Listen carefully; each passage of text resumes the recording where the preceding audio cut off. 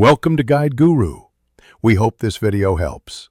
You start by ensuring both devices share your Apple ID and are on the same Wi-Fi. This lets them authenticate seamlessly. Once done, enable Bluetooth, handoff, and AirPlay on your Mac so the VisionPro can discover it.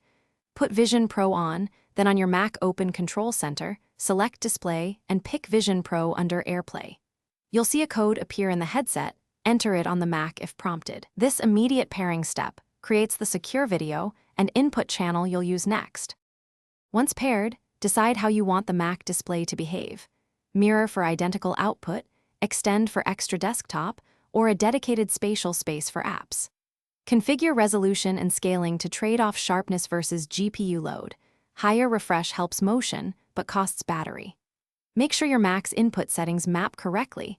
Use the built-in keyboard and trackpad, or enable VisionPro hand and eye controls for cursor input. Also permit microphone and camera sharing if you'll use audio or video apps. These permissions avoid later interruptions. You're almost done. Open the apps you plan to use and confirm audio routes to VisionPro, and that windows appear in the selected display mode. If an app doesn't show, quit and relaunch it so the system reassigns its window. For performance issues, check Activity Monitor for CPU or GPU hogs and lower display resolution or close background apps.